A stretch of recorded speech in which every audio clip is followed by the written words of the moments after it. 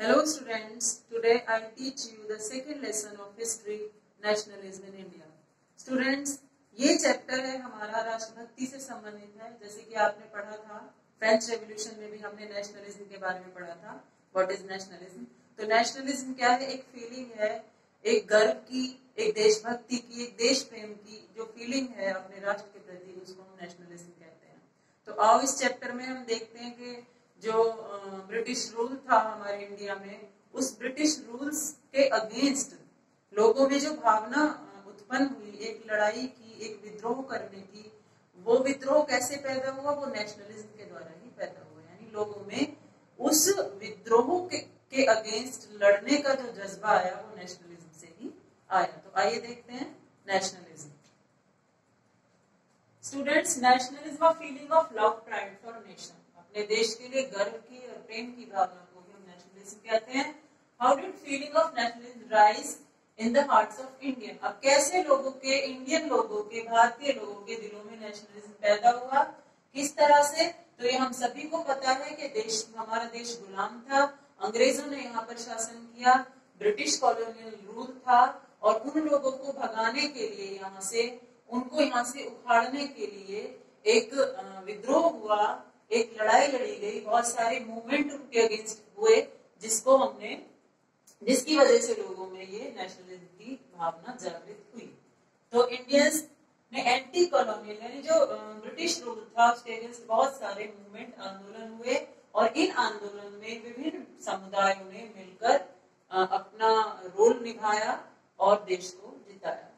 तो इससे पहले कि हम मूवमेंट देखें, उससे पहले हम देखते हैं world war first world war हुई और इंडिया में उसका क्या इम्पैक्ट रहा, क्या प्रभाव रहा।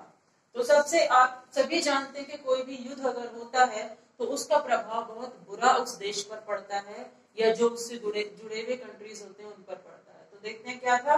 वॉर कॉस्ट अ लॉट, सबसे ज्यादा खर्चा जब युद्ध होता है तो बहुत अधिक धन का खर्च होता है, धन का नाश होता है।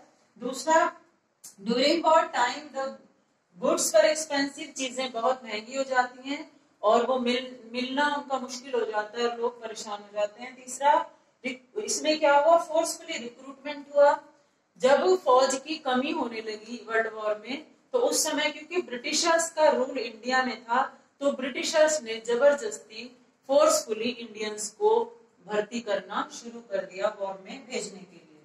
क्रॉप्स पर डिस्ट्रॉयड, फसलें नष्ट हो चुकी थी, और 12 से 13 मिलियन लोग जो थे इस महामारी उस समय फैली थी, और ड्रॉट, सूखे के और महामारी के चपेट में आकर मर गए थे।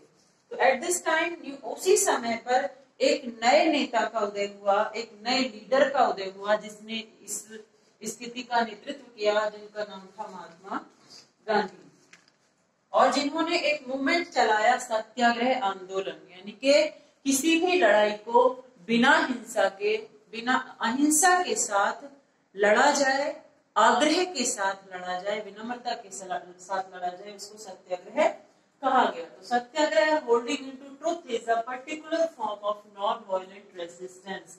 यानी कि अहिंसा के साथ किसी भी लड़ाई को लड़ा जाए, विनम्रता के साथ, आग्रह के साथ।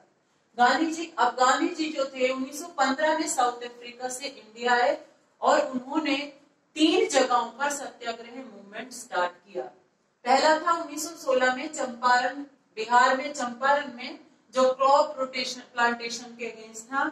यहाँ पर क्या था? पहले ब्रिटिशर्स ने कहा इंडियंस को कि वो इंडिगो उगाएं, फोर्सफुली उनको जबरदस्ती कहा गया कि इंडिगो उगाओ या नील की खेती करो।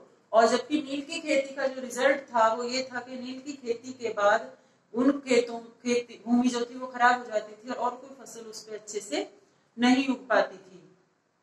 लेकिन जब उनको फोर्सफुली बोला गया तो उन्होंने यहाँ इंडिगो उगाया, और उसके बाद ब्रिटिशर्स ने इंडिगो से क्या करते थे? वो डाई का काम करते थे, और बाहर से मशीनें डाई की मंगानी शुरू कर दी, और जिसकी वजह से जो इंडिगो उन्होंने उगाया था वो भी नहीं लिया, और जो उनका पैसा खर्च हुआ वो भी नहीं दिया उनको। तो उसके अगेंस्ट ये 1916 में चंपारण मूवमेंट हुआ जो गांधी जी ने किया। 1917 में खेड़ा में, गुजरात में रेवेन्यू कलेक्शन के खिलाफ हुआ। लोगों की फसल खराब हो गई और वो टैक्स देने की स्थिति में बिल्कुल नहीं थे, तो गांधी जी उनके साथ इस सत्याग्रह में शामिल हुए और ये मांग की गई कि हमसे टैक्स इस समय ना लिया जाए। उसके बाद 1918 में अहमदाबाद में कॉटन मिल वर्कर्स के साथ बैठकर उन्होंने हड़ताल की, सत्याग्रह किया, जिसमें कॉटन मिल वर्कर्स ने जो थे उन्होंने कहा हमें 50% बोनस चाहिए, लेकिन जो कंपनी मालिक थे, मिल मालिक थे, उन्होंने 20% बोनस देने का वादा किया। और ये जो लड़ाई थी ये मिल ओनर और वर्कर्स के बीच थी। अब यहाँ पर स्टार्ट हो जाता है रॉलेट एक्ट 1919 में रॉलेट एक्ट स्टार्ट हुआ था। और इस एक्ट में क्या था, जो इंपीरियल लेजिस्लेटिव यानी शाही विधान था, उसने क्या किया कि जल्दबाजी में एक एक्ट पास किया। और उस एक्ट का मतलब ये था कि जो गवर्नमेंट थी उसके हाथ में बहुत सारी पावर्स का आ जाना, और ये जल्दबाजी में पास किया गया। इंडियन मेंबर्स इसके बिल्कुल अगेंस्ट थे। इसका अब क्या रीजन था ये देखते हैं। It gave the government enormous power. इस रॉलेट एक्ट के पास होने से गवर्नमेंट को और ज्यादा पावर मिल गई थी। जितनी भी राजनीतिक गतिविधियां हो रही थी उनको दबाने की पावर मिल गई। दूसरा, allowed detention to political prisoners, और जितने किसी भी, ये पावर गवर्नमेंट को मिल गई कि किसी भी व्यक्ति को वो पकड़कर बिना ट्रायल 2 साल के लिए जेल में डाल सकती है। और ये था हमारा रॉलेट एक्ट 1919।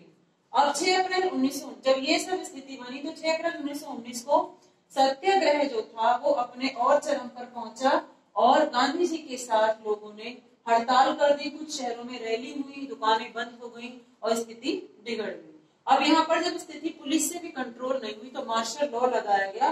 मार्शल लॉ क्या होता है, जब पुलिस भी कंट्रोल नहीं कर पाती तो पावर आर्मी के हाथ में आ जाती है। तो यहाँ पर मार्शल लॉ हुआ और मार्शल लॉ में जो पावर थी वो जनरल डायर के हाथ में आ गई थी। तो ये क्या होता है, पर्टिकुलर रीजन में पावर को आर्मी के हाथ में दे दिया जाता है, ये मार्शल लॉ होता है। यहाँ पर मार्शल लॉ लगा दिया जाता है जिसमें सारी पावर जनरल डायर के हाथ में आ जाती है। तो स्टूडेंट्स ये था हमारा। इससे नेक्स्ट जो हम पढ़ेंगे वो अगली वीडियो में देखेंगे। Thank you.